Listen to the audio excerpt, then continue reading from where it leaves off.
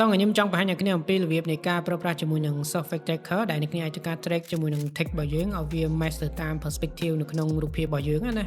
អញ្ចឹងរបៀបនៃការធ្វើអ្នកគ្នាអាចទៅរក effect មួយដែលមានឈ្មោះថា software tracker បន្តមកទៀតអ្នកគ្នាត្រូវ make sure ថាយើង select កន្លែង bound ហើយយើងធ្វើការគូសតំបន់ណាមួយដែលយើងចង់ធ្វើការ track ជាមួយនឹង text របស់យើងមក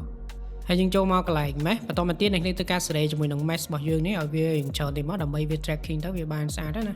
បន្ទាប់ពីយើង add mesh ហើយយើងចូលមកកន្លែង track បន្តមកទៀតអ្នកគ្នា select កន្លែង bearer ហើយយើងចុចកន្លែង track forward and reverse នេះមកអញ្ចឹងអ្នកគ្នាចាំវាបន្តិចឲ្យវាដើរពេញមកបន្ទាប់ពី tracking ពេញហើយអ្នកគ្នាអាចធ្វើការ add ជាមួយនឹង text របស់យើងក៏បានឬក៏ជារូបភាពក៏បានដែរឥឡូវខ្ញុំ add ជាមួយនឹង text effect របស់យើងមួយមកហើយយើងទាញ output វាចូលមកកាន់ software tracker នៅលើ foreground របស់យើងហើយអ្នកគ្នាធ្វើការសរសេរពាក្យអីដែលអ្នកគ្នាចង់បានមកអញ្ចឹងខ្ញុំដាក់ភ្នំខ្មោចបន្តមកទៀតអ្នកគ្នាធ្វើការ add ជាមួយនឹង effect transform របស់យើងមួយមកហើយយើងធ្វើការ scale វាឲ្យធំមកទៅតាមទំហំដែលអ្នកគ្នាចង់បានមកបន្តមកទៀតឈរនៅលើ software tracker របស់យើងហើយយើងចូលទៅកន្លែង result